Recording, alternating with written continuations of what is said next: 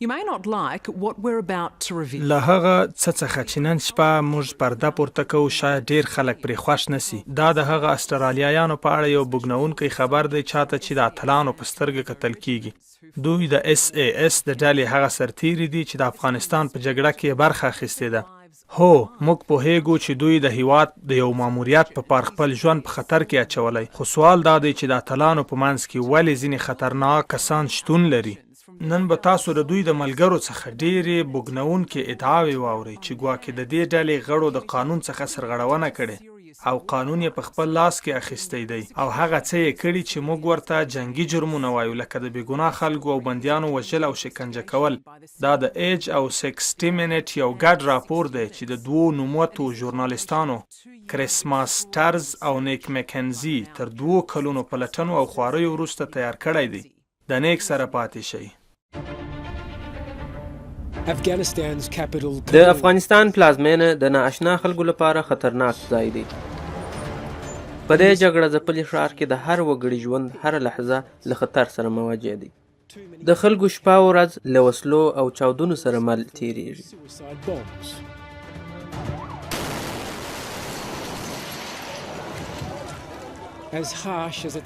لکه څنګه چې ښکاري دلته د یو انسان ژوند د استرالیا په نسبت ډیر په اسانه او ارزانه اخیستل کېدای شي.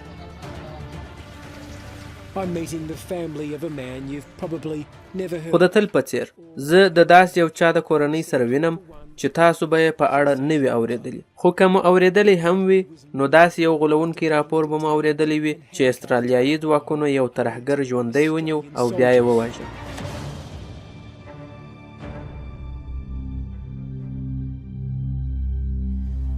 Assalamu alaikum. Nice to meet you. دا د علي جان کورنۍ ده چې د استرالیایي ځواکونو لخوا د شکمنو په توګه پوښتل شوې هم ده. مننه چې تاسو راغلاست. دا به ستاسو دپاره یو غټ سفر و. 3 میاشتې وړاندې د IFP ځینې پلټونکو چې د پټو وژنو څېړونکي دي دلته هم راغلي وو. ته څه فکر کوې؟ آیا ستا خاوند استرالیایان ووژه؟ هو هغوی وژلی دی. په دې خو ټوله دنیا خبره ده چې شهید یې کړ. هغه هیڅ ګناه نه وه کړې، هسې بې ګناه یې شهید کړ. پر IFP سربیره د استرالیا د پوځي محکمې څېړونکي هم غواړي چې د علي جان د سرنوشت په اړه په جزئیاتو پوه شي او د دې پیښې مسؤل پیدا کړي. دلته په افغانستان کې د دې اوږدې جګړې په جریان کې چې د کومو جرمونو ادعاوې کیږي خورا دردونکي دي او په ځانګړې توګه بیا هغه چې زموږ خپلو ځواکونو استرالیایانو ته منسوبیږي. په داسې یوه جګړه کې چې زرګونه خلکو خپل ژوند له لاسه ورکړ، د علي جان د سرنوشت کیسه په لومړي ځل د یو سرتیر لخوا راپورته شوه او بیا ورو ورو دا ښکاره شوه چې دا پیښه څومره زړه بړنونکې وه. هره استرالیایي میرمن به په دې ډیره نارامه شي که چیرې خاوند د سودا لپاره بازار ته لاړ شي خو بیرته هیڅ راستون نه شي. د دې پیښې د څېړنو ټول معلومات پټ ساتل شي. تر اوسه هیڅ چارواکي او پوځي هم د دې په اړه چې څنګه او د چا په اړه تحقیقات کوي معلومات نه دي ورکړي، خو دا جنایت نور محرم نشي پاتې کېدلی. ځکه په دې اړه موږ د استرالیا په یوه لرې پرته سیمه کې له یو پخواني پوځي سره پټه لیدنه کړې. دوی د جنگي جرمونو قصې راته کوي او دا راته وایي چې دوی او ملګرو یې په افغانستان کې څه کول.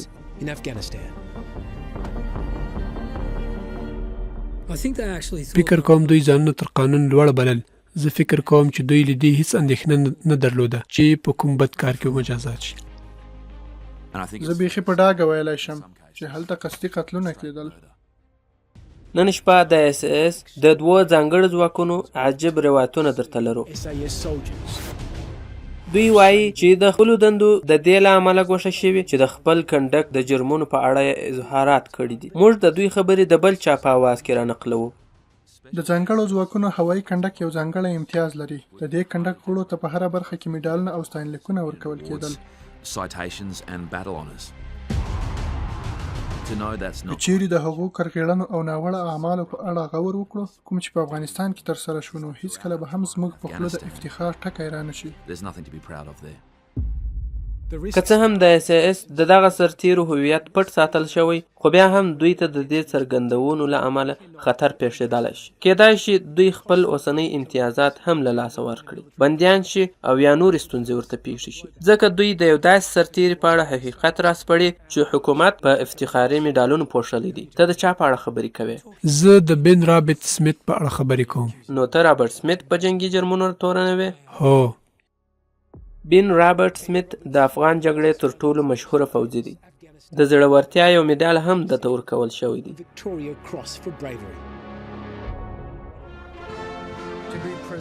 د استرالیا یو زړور قوماندان بنجامین رابرټ سمیت اوس وسټیج ته تشریف راوړي.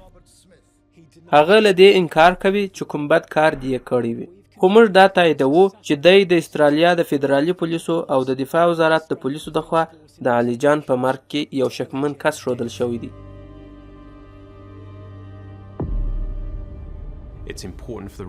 دا د کنډک لپاره یو مهمه خبره ده. که چیرې دا خبره رښتیا وي نو موږ بالکل ځان ملامت بولو او له ځان سره باید حساب وکړو، خو که چیرته دروغ وه نو موږ به خپل کار ته همداسې ادامه ورکړو. یوازې دا نه چې عادي خلک یې ځورول. وظیفه کې ناغېړۍ کوي، قانون په خپل لاس کې اخلي، پر خلکو یې ناتاره ډزې کولې، دوی بیخي تر حد تېری کاوه. د دوی ډیر تمرکز پر وژنو و. نو ولې د دې ډلې غړي ته څه فکر کوې کله چې خلک وایي چې دا اصلا زموږ د اتلانو پر وړاندې دسیسه ده؟ دوی په خپله حملې پرې کولې. د دې خبرو منل به د ډیرو لپاره سخت وي. د خپرونې په راتلونکي کې موږ پر دغه موضوعات خبرې کوو. موږ ته ویل شوي دي چې دا د علي جان یوازینی پاته عکس دی. دی یو عادي افغان بزګر و چې د 2012 کال د سپټمبر په 11 باندې ووژل شو. دا بدمرغه کړنه د سپټمبر له 11 کاله وروسته په افغانستان کې ترسره شوه. د علي جان د قتل کیسه تر یو بلې خونړۍ پیښې 4 ورځې وروسته پیل شو.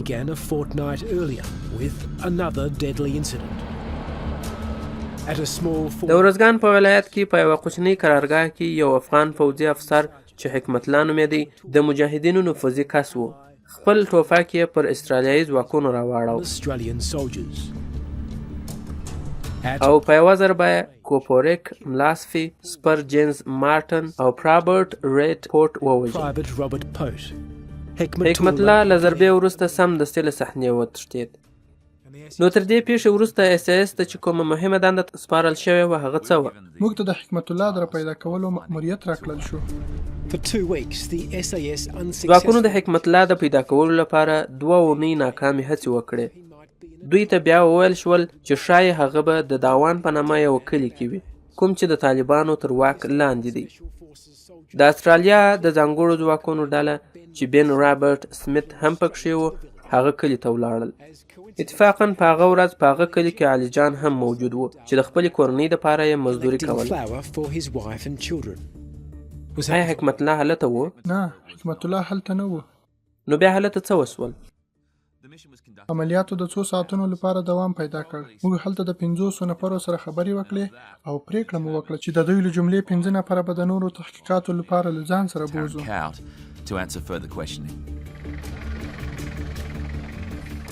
په دې عملیاتو کې له ډیرو عمرتېره خلکو څخه پوښتنې کیرویژنې وشوې او ځینې یې ونیول شول.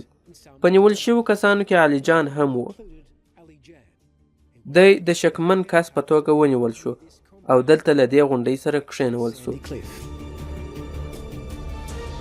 ډیری عسکر خورا مسلکي کسان وو.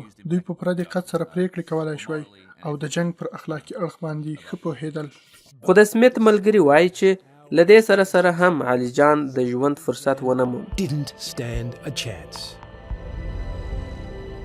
دا ځکه چې د دې پوځي په وینا د دوی ملګري د غچ اخیستلو لپاره سخت تږي وو او سمیت هم د دوی د تندې خړوبول غوښتل. د علي جان د قتل د صحنې مثال بالکل د 300 په نوم مشهور فلم دې صحنې ته ورته دی. دغه پیښه چې ځینې خلک یې په اړه غږیږي څنګه رامنځته شوه؟ دا ډیره سخته ده چې زه ووایم دا څنګه رامنځته شوه، خو دا به ښه وي چې ووایم په داسې کارونو چاته هیڅ هم نه ویل کېدل، نو ځکه خو اسانه پیښېدل. هغو پوځیانو چې قتلونه یې عادت وو دوی ولې داسې وو؟ دوی ځان ډیر غټ باله، دوی ته هیڅ چا هم څه نه ویل، د مشر لخوا ورته هیڅ هم نه ویل کېدل، ان دومره څه ورته نه ویل کېدل، تاسو پر غلطه لار روان یاست. یعنی هدف مو دا دی چې هلته بالکل د ځنګل په څیر بې پوښتنې ژوند وو. Warriors, did they take that too far? بلې هو، زه ویلی شم چې همداسې وو. هلته پوځیانو یوازې د وژنو په اړه فکر کاوه. څوک ووژني؟ دلته او هلته څوک وژل شوي؟ په دې ځای کې څوک د وژلو دي؟ Who did this when we went outside the wire?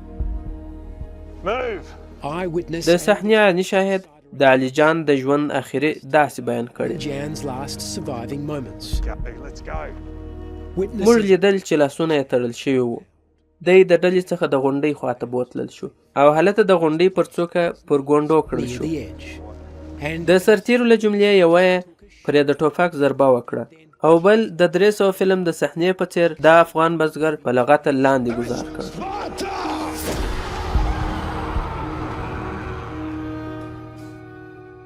شنو دا کسان د دې ډلې رسمي غړي وو؟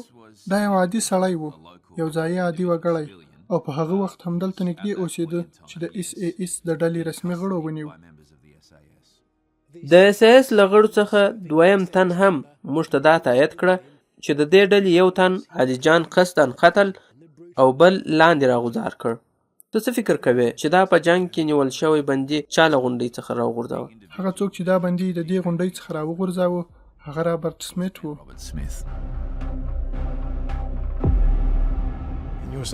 ستا هدف د استرالیا هغه مشهور فوجي دی؟ ښایي د دې منل به ځینو ته سخت وي، خو همدا حقیقت دی. د صحنې عیني شاهدان وایي چې له لاس تړلو بندیانو او ټپیانو سره د هر کار اجازه د رابرټ سمیت په لاس کې وه. د لاندې راخطا کړ او پر بل یې د ویشتلو امر وکړ. And he was shot dead. روایت داسې دی چې علي جان اول له غونډۍ څخه لاندې راوغورځول شو او بیا د دې غونډۍ پای ته په رسېدو سره ضربه شو. رابرټ سمیت او پلویان یې د دې جنگي جرمونو په اړه ادعاوې ردوي او وایي چې دا هغه خلکو راپورته کړي چې زما له جنگي زړورتیا او شهرت سره کینه لري. Of jealousy and mental envy. Your Excellency, I present to you Corporal Benjamin Robert Smith, awarded the Victoria Cross for Australia. This is, to me, it just stinks. It's disgusting. And that's how strongly I feel about coming forward. It's a bad look. A very bad look. How do you feel when people ته څه فکر کوې؟ خلک وایي چې دا د اتلانو د بدنامولو هڅه ده. آیا په رښتیا دا یوازې بدنامي ده؟ آیا دوی په رښتیا اتلان دي؟ یو څوک په دې نشي اتل کېدلی چې عام وګړي ووژني او هغه هم بې ګناه. په راتلونکې برخه کې د لومړي خط د ځانګړو ځواکونو په اړه غږیږو. ټوله توجه یې وژنو ته وه. د استرالیا تر ټولو اوږد جنګ دا هیڅ د منلو نه دی. پر دوی فشار د دې لامل شو چې پر مخ یې په لغتو ووهي او پر سر یې وخیږي. دا ډول خونړۍ پریکړې وکړي. داسې ښکاري لکه تاسو چې په دې ډېر وارخطا یاست چې خلک تاسو ته قاتلین وایي. نه داسې نه ده، ځکه چې موږ ته همداسې امر شوی و. دا د دې خپرونې را روان موضوعات دي.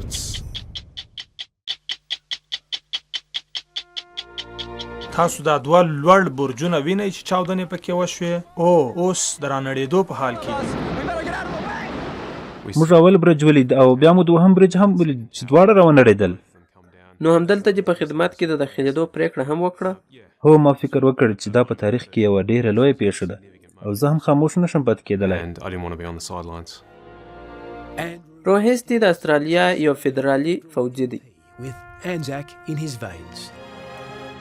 As a boy, کله چې کوچنی و نو د خپل نیکه کیسې یې ډېرې خوښېدې. د ده نیکه په دویمه نړیواله جګړه کې د کښتۍ توپچي و. دی د سپتمبر د پیښې له امله ډېر غوسه شو او له فوج سره یې د یوځای کېدو پرېکړه وکړه. زموږ پوځونه به په ډېر لنډ وخت کې زموږ په نامه جنګونه ګټي. Hastie didn't know دوی بیا افغانستان ته ولېږل شول، خو په افغانستان کې د 14 کلونو په موده کې 41 استرالیایانو خپل ژوند له لاسه ورکړ، او اوس موږ د دې اوږدې جګړې جنگي جنایتونه څېړو. crimes investigation. After his په 2009 کې افغانستان ته د ده تر لومړي سفر وروسته هیسټي د مرګ د دې ډلې سره د یو ځای کېدلو غوښتنه وکړه. ده په فزیکي او فکري ډول د انتخاب دا ډېره سخته دوره هم تېره کړه. کله چې موږ د ټاکلو په امتحاني دوره کې وو، نو ما به دا فکر کاوه چې موږ ولې بې له اوبو او خوړو 50 کیلومتره په پښو او بې له خوبه منزل کوو. د دوی مقصد په دې کې څه دی؟ خو بیا زه پوه سوم چې دوی غواړي معلومه کړي چې د دې ډلې لایق یو او که نه. او وروسته هغه کسان وټاکل شول چې دا مرحله یې په بریالیتوب سره ترسره کړه. hot plate the longest, and war is a contest of wills. Hastie returned to هیسټي په 2014 کې افغانستان ته د SAS د ډلې د کپتان په توګه راغی، خو وایي چې وروسته یې د جګړې شوق ختم شو او خپله انګېزه یې له لاسه ورکړه. کله چې د پوځ ساتنه کوي او ستا دنده دا وي چې د جنگ د میدان څخه د دښمن ګواښونه ختم کړې، نو دا طبیعي خبره ده چې د وژنو او نیونو پیښې به پکښې کېږي. نو تا به تقریبا څو نفره وژلي وي؟ ما یوازې نیولي دي.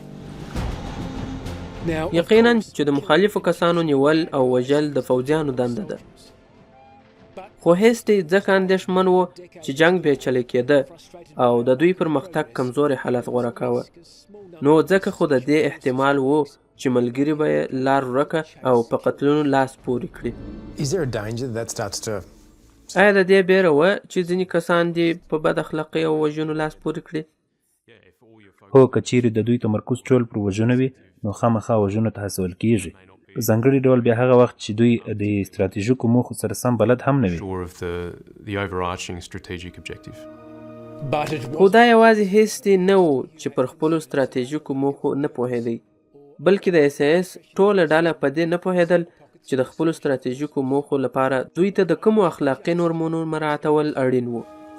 When you set the conditions for a culture to breed and grow in a certain په ځواکونو کې د قتل فرهنګ په لوی لاس خپور کړل شوی، ځکه چې حکومت خپله پوځیان تشویقول چې ځانونه اتلان، زړور او پرېکنده وښیي. and heroism and service and courage. دې کار خپله د خلکو قتلول د شهرت سبب وګرځاوه. د استرالیایي ځواکونو قمندان ډیوډ ویګمنټ هم 4 ځله په افغانستان کې دنده ترسره کړې. د هیسټي په څېر دی هم په خپل جنگي خدمت ویاړي، خو دی وایي چې په 2012 کال کې ځواکونو داسې انګېزې پیدا کړې چې د عامو خلکو د وژلو لامل شوې. آیا ته فکر کوې چې ځواکونو د جنگ په ډګر کې د وژنو پریکړې خپله کولې؟ judge, jury and executioner in the field? Not only نه یوازې دا چې موږ همدا کار کوو، بلکې موږ ته د همدې کارو امر شوی و. تاسو ته څه ډول امر شوی و؟ چې د قتل، د حکم او تطبیق دواړو صلاحیت لرو. you can't hear په دې غټه الوتکه کې د یو بل غږ سم نه اورېدل کېږي. ډیوډ ماته د خپل ماموریت ځینې انځوریز راښکاره کړې ترڅو ماته وښایي چې د یو چا په اړه د دوست او دشمن قضاوت کول څنګه ترسره کېدل. Was hostile. یو وار به راته ټول بزګران ښکاره شول، بل وار به ټول بیا طالبان ښکارېدل. The never-ending problem. Australians were there to protect the Afghan. خو کله به چې د سړک له غاړو پرې بریدونه پیل شول، نو داسې به معلومېدله لکه ټول خلک چې طالبان وي. And to add insult, when prisoners were captured, a corrupt and او که به یې ځینې بندیان هم کړل، نو د افغانستان فاسد عدلي سیستم به بیرته خوشي کړل. It was a revolving door at the judicial system. Like that pressure gives you a sense of hopelessness. د افغانستان فاسد عدلي سیستم موږ ته داسې روان راکړی و چې که چېرته یو څوک موږ د بندي په توګه نیسو، نو د دې لپاره چې خامخا مجرم به وي او له دې سره به یې هم محکمه د پیسو بدل کې خوشی کړي. نو تر هغو ښه همدا وه چې تر نیولو مخکې کار خلاص کړو. of killing them rather than giving people the benefit of the doubt. دا ډېره زورونکې ده کله چې ته یو بم جوړونکی او یا مشر یې ونیسې، خو دومره شواهد ونه لري چې د افغانانو محکمې ته پرې قناعت ورکړي. نو که هغه خوشي سي، حتما موږ ته دا پوښتنه راولاړوي چې ولې داسې کېږي. موږ ولې هسې خپل ژوند په خطر کې اچوو که چیرې څه په لاس هم نه راځي.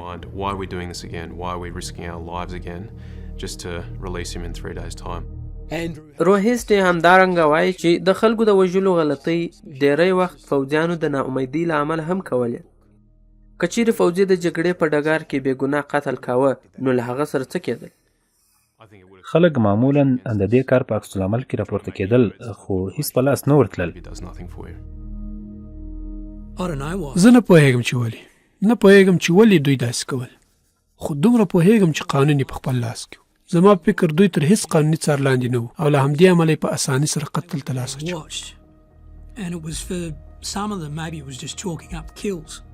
قتل یې کاوه؟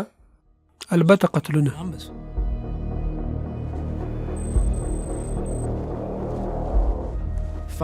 علي جان یوازینی کس نه دی چې د استرالیایي ځواکونو لخوا یې د قتل ادعا کیږي. نن موږ ډیری داسې پیښې درته وړاندې کوو چې د پلټونکو لخوا راسپړل شوي. همدارنګه نور هم ډیر قتلونه شته او په دې کې په قتلونو د فوجیانو خپل اعترافات هم شامل دي. موږ څه ډول خبر شو؟ ډیری شواهد موږ ته د پلټونکو لخوا راکړل شوي او پر دې سربیره موږ ته په قتل باندې د فوجي اقرار پاڼه هم په لاس راغلې. کله چې بندي پر معصومانه نظر راته وکتل نو زه په دې پوره پوه شوم چې یو بې ګناه وګړی وژنم.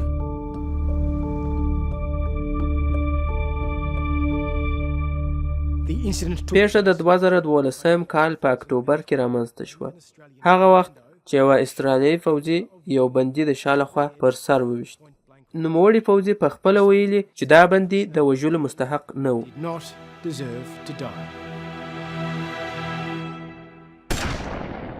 سرتیري په خپل اعتراف کې پر خپل قتل ډېر پښیماني ښودلې او وایي چې دته یې د مشر لخوا د قتل امر وشو او کله چې د هغه دا ناکاره غوښتنه رد کړه نو له دندې د لاس پر سر کېدو ورته وویل شول. دې پوځي ته مشر ویلي چې ښه کار دې وکړ ځکه دا یو بد سړی و. خدای وایي چې موږ ټول په دې پوهېدو چې دا یو نظامي کس نه دی بلکې یو عام وګړی دی او تصادفي په دې صحنه کې راښکېل شوی. آیا ځینې فوجیان مو زړه مات شوي وو؟ هو ما ډېر ولیدل چې اغېزمن سوي وو. زه وایم کله چې وایو پوځیانو د ډېر فشار له امله دا کارونه کړي وو نو د دوی د مشرانو په اړه هم باید وغږیږو. دا ځکه چې په دې قتلونو کې د IDF مشران او ټول سیاسون ښکیلو او له هر یوه سره باید حساب وسي. زیاتره په دې کې ملامت دي او که پرې اثبات سي باید سخت حساب ورسره وسي. ځانګړي ځواکونه په خاصه توګه د SAS ځواکونه خو باید له هر څه سره په مسلکي توګه برخورد وکړي. کله چې انډرو هیسټي دا واورېدل چې د ده یو فوجي د یو وژل شوي جسد څخه لاس پرې کړی نو ده یې مقاماتو ته خبر ورکړ او د دې کار څخه یې منع کړ. د دې کار په اړه هغه وخت پلټنې پیل سوې کله چې ما د پوځیانو په منځ کې دا خبر راپورته کړ. په یوه بله پیښه کې له هیسټي څخه د هغو بندیانو د وژل کېدو غوښتنه کېده چې د یو افغان پوځي لخوا وهل شوي او ډبل شوي وو. دوی یې په کنداغونه وهل، پر مخ یې په لغتو وهل، پر سر یې ورختل. د یوه خو یې مغزی هم ورمات کړی و او بیا قومندان ماته وویل چې دوی باید همدلته ووژل سي ځکه چې په محبسونو کې ځای نشته. نو بیا تا څه ورسره وکړل؟ ما بیا ورته وویل چې یا دا ښه کار نه دی. که تا دا نه وای ورته ویلي نو څه به پیښ سوي وای؟ که دې اجازه ورکړې وای نو وژل یې؟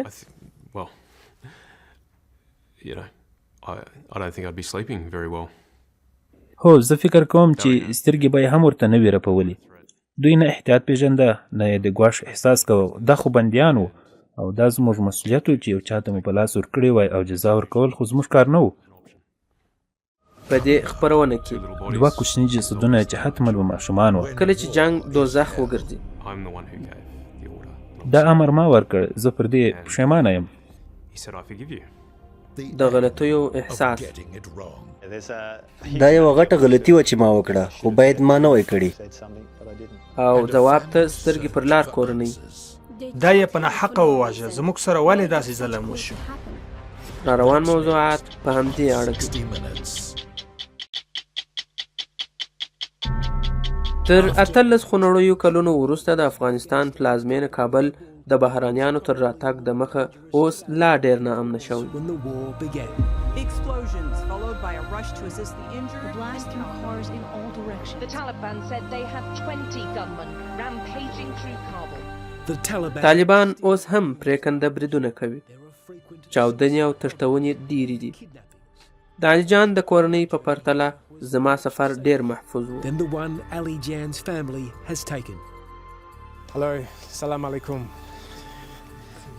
Nice to meet you. It's taken 3 د علي جان کونډه د هغې بچان او د هغې لیور احمد تر 3 ورځو سفر وروسته له اروزګان څخه دلته رسېدلي دي. د خپل ولایت څخه تر دې ځایه پورې پر دې اوږده لار هم دوی ته ډېر خطرونه متوجه too dangerous for outsiders to visit. But just as I'm in لکه څه ډول چې زه د دې پوښتنو په ځوابونو پسې ګرځم، همدا ډول دا کورنۍ هم پسې ګرځي.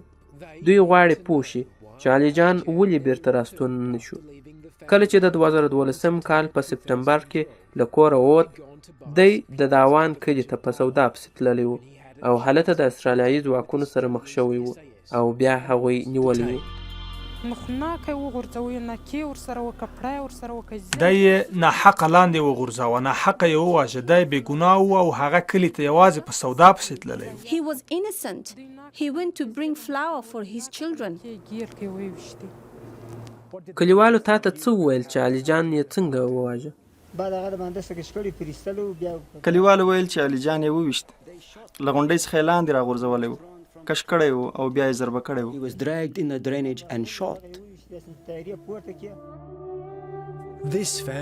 دا کورنۍ مخکې هم ناداره وه او د کله نه چې علي جان قتل شو، دوی تر هغه هم ډېر مسکینان شوي دي. د دې پیښې 7 کاله کیږي او دا چې اوس استرالیایي چارواکو پلټنه شروع کړې، د دوی یو څه تمه پیدا شوې ده. I'm so sad. It becomes hard. زه دونه غمجنه یم چې ورځ او شپه بیخي په سختۍ راباندې تیریږي. تل مې په سوچ کې راګرځي چې ولې زما سره داسې وشول، هغه ولې ناحقه ووژل شو او داسې ظلم ولې زموږ سره وشو. آیا علي جان د طالبانو یا د حکومت سره و؟ He was not Taliban. There was no gun. یا دی نه طالب و او نه یې وسله لرله او نه په وسله پوهېده. د IFP پلټنې اوس تر ډېره حده پای ته رسېدلې دي. د دفاع وزارت تاییدوي چې دا پلټونکي نه یوازې افغانستان ته تللي او نه یوازې د عیني شهیدانو شهیدي ترلاسه کړې، بلکې د SAS د داخلي غړو سره یې هم خبرې کړې دي. هغه څوک چې IFP خبرې ورسره کړي هغه د داوان د کلي خلک دي او هغه هم دا ادعا کړې چې دوی ولیدل چې علي جان د غونډۍ څخه راوغورځول شو. دا ډېره حیرانونکې ده. زما مطلب دا ډېره بده خبره ده او په دې باندې هیڅوک هم سر نه ګروي. دا ډېره بده خبره ده. اوس فکر نه کوم چې د چا دې دا خبرې په یاد وي، ځکه موږ اوس د افغانستان څخه ډېر لرې یو او هوسا په خپلو کورونو کې ناست تلویزیون ګورو. موږ باید په دې اړه غور وکړو او دا داسې معنا لري لکه یو استرالیایي چې په یو لیټر شیدو پسې ولاړ شي او بیا رانه شي. همدغسې یو څه علي جان ته ورپېښ شوي او دا یو ځل نه ترسره شوي بلکې په څلونو شوي دي. موږ ځانونه په خطر کې اچول او په عملیاتو پسې منفر لیږل او دا چاره څو کاله روانه وه. نو په دومره وخت کې داسې کړنې خامخا کیږي. ته فکر کوې چې دا پیښې شوي دي؟ شایي کله چې جګړه وي او هغه هم سخته جګړه، نو حتما به یو څه کوې. او په خاص توګه بیا د ځانګړو ځواکونو خو دا وظیفه ده چې دښمن ونیسي، نو باید چې دوی څه سختي وکړي او په دې سره انسان سخت زړی کیږي.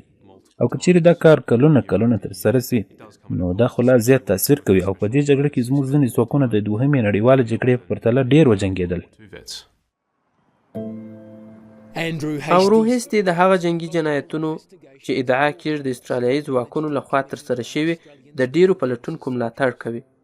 خو دی د خپلې تجربې له مخې وایي چې په جګړه کې حتما ناسم کارونه پیښیږي. دی وایي چې د غیر قانوني وژنو او اشتباهاتو ترمنځ ډیر توپیر دی.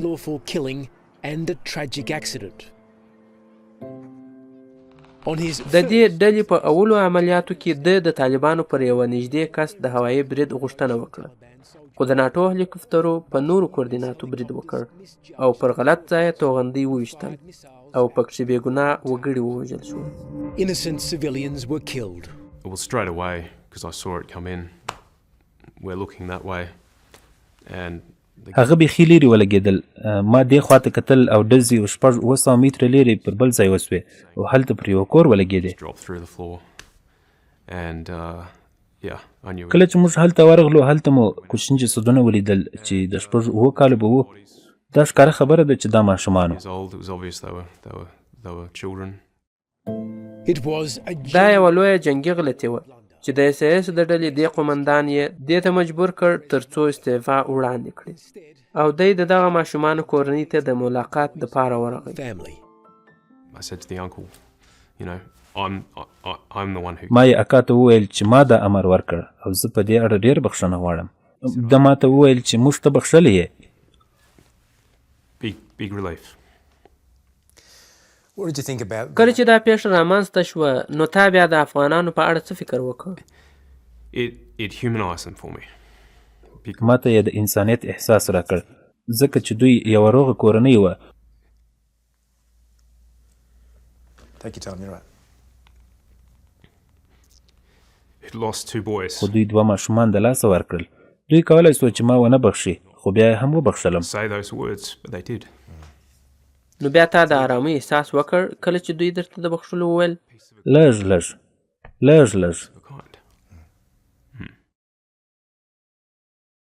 As we've spoken to موږ more د ډیرو هغه فوجیانو سره خبرې وکړې چې په افغانستان کې جرمونه کړي. هغوی حساب کتاب ته ژمن دي خو دوی د قتلونو ادعاوې رښتیا نه بولي. په داسې حال کې چې دا بیخي روښانه ده هغه چا چې دغه ډول جرمونه لیدلي او یا یې کړي هغوی اوس په روحي ډول ناارامه دي او شاید حساب و کتاب به د دوی سره مرسته وکړي چې روحي آرامي پیدا کړي. Yeah, it's indelible. It's with me. دا مې هیڅ نه هیریږي. زما دنده روغتیا پالي ده او زه په پوځ کې یو ډاکټر یم. And it goes completely. هر څه د هغې مخالف روانو د څه شي چې ما باور لرلو. دستي میلی د دې ډلې یو ډاکټر دی. هغه ډېرې دا ناوړه پیښې خپله لیدلي دي. 7 کاله وړاندې په افغانستان کې د دندې پر مهال دی په ناڅاپي ډول د یوې ناوړه پیښې سره مخ شو. یوه داسې پیښه چې د ده تر راتګ وروسته یې هم دی ځوراوه. د ډاکټر رواني ځورېدل دومره زیات شول چې د ډیرو نورو فوجیانو په څیر یې خپل کور ورته رواني روغتون وګرځېد. آیا تا د خپلو ملګرو ناقانونه کړنې لیدلي؟ هو بالکل مې لیدلي. آیا د بندیانو ځورول دې هم لیدلي؟ بالکل بلې. مثلا څه دې لیدلي؟ دستي تر اوسه لا په پوځ کې کار کوي. یعنی دی ماته د پوښتنو ځواب نشي راکولی خو هغه پیښې چې دی یې د لیدلو له امله د رواني فشار احساس کوي د ده ملګرو ماته بیان کړي دي. د 2012 کال نیمایي و او دستي د یو ټپي بندي په درملنه بوخت و. موږ ته خپلو سرچینو ویلي چې دا بندي له دستي څخه یو بل اسرائیلي فوجي کشف کړ. دوی د هغه فوجي نوم نه اخلي خو وایي چې بندي یې له کشف کولو وروسته وواژه. Yeah, there's a huge amount of guilt that I feel. Morally. دا په دې ډګر کې یو لویه اخلاقي پیښه ده. د یو ډاکټر په حیث زما نور په وسه نه و پوره څه چې ما وکړل او ما تر هغه نور څه نه شوی کولی. That will stay with me. But again, I just can't expand any further than that. څه چې دستي لیدلي دي دا هم اوس د جنګي جنایتونو د څېړلو یوه برخه ده خو دا د ده خپل احساس دی چې دا سړی ځوروي.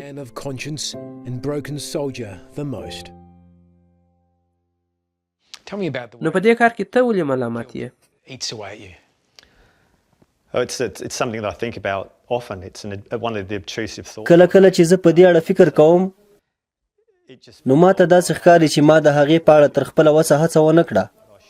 زه یې باید مانع شوی وای خو زه یې مانع نه شوم. زه پوهیږم چې ما څه نه شوی کولی خو انسان داسې حال نشي لیدلی. هلته مې فکر کاوه چې راګرځول یې ښه کار دی خو ما دا ګمان کوه چې دوی سره به یې حساب وشي او په همدې خاطر زه دا هر څه صفا صفا وایم. And the truth needs to be told. د خپرونې په اوږدو کې یو چا څه نه وي کړي نو بیا د څه شي څخه بیریږي. د ځانګړو ځواکونو دپاره یوه خونړۍ ورځ. موږ غواړو چې حقایق را برسېره کړو، وګورو چې په افغانستان کې څه وشول. د ځان بسیاینې پر لور هڅونه دوه ډوله ده، یوه فزیکي هڅونه ده او بل اخلاقي هڅونه. زه فکر کوم چې اخلاقي هڅونه به ډېر تاثیر ولري. او ولې زړورتیا زموږ خوبونه رانیمګړي کوي؟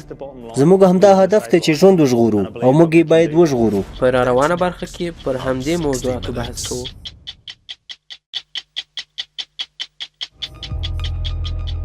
د کیمبرا د AFP په قومندانۍ کې د استرالیا د یوې ډېرې حساسې موضوع په اړه خبرې دوام لري. دا موضوع د یو افغان بزګر علي جان ده چې تر نیولو وروسته د غونډۍ څخه راغورځول شوی او بیا ویشتل شوی دی. بل جرم چې په اړه یې پلټنه کیږي هغه د یو دفاعي جنرال دی، یو لوړ رتبه جنرال چې هغه د نیو ساوث ویل په محکمه کې یو قاضي دی. ډیرو ځواکونو AFP ته شاهدي ورکړي دي او تر 200 ډیرو ځواکونو په قسم سره شاهدي ورکړي چې په دوی کې داسې هم شته چې پر ځان یې تکلیف منلی چې تحقیقات ورکړي. خو که دوی تر انصاف ورکولو د مخه دروغجن ثابت شي نو دوی به جریمه شي. هغه څوک چې موږ ورڅخه تحقیقات وکړل هغه وایي چې رښتیا باید وویل شي او ځینې عیني شاهدان بیا د نامعلومو کسانو لخوا تهدید شوي دي ترڅو پټه خوله پاتې شي. ته د څه شي څخه بیریږي؟ که موږ کوم غلط کار نه وي کړی، یو ځانګړی کس یو غلط کار نه وي کړی، نو دی باید د څه شي څخه وبیریږي. موږ غواړو چې حقایق را برسېره کړو، وګورو چې په افغانستان کې څه وشول ترڅو په سم ډول ثبت شي. حقیقت زموږ سره مرسته کولی شي چې ژوند مو سمه بڼه پیدا کړي. یعنی حقیقت روښانه دی؟ بیخي روښانه دی. ځینې فوجیان او روحیستي وایي چې دا پلټنې به ښایي د ځینو لوړ رتبه قومندانانو او هغو سیاسیونو سره چې دا فوجیان یې دې جګړې ته لېږلي د حساب کتاب لامل شي. که چیرې ته دوی ته میډالونه ورکوې او هغه نور جنازې پورته کوي نو ستا مسؤلیت خو دلته نه ختمیږي. ته باید په فکري ډول په دې جګړه کې ښکیل وګڼل سي. د همدې خلکو له امله جګړه خونړۍ سوې. دوی باید فکر وکړي چې کومه کړنلاره سمه ده او په همیشه ډول د خپلې تګلارې د بدلون او اصلاح په اړه فکر وکړي. خو دا هیڅ کار هم موږ ونه لید. له بده مرغه چې موږ ټول په دې ناوړه کار کړو او دا کار زموږ په ټوله تګلاره کې تشخیص کېدونکی.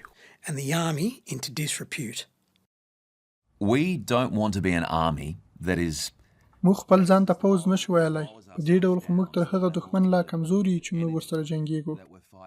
دغه پلټونکي به دا ټولې پیښې وڅېړي.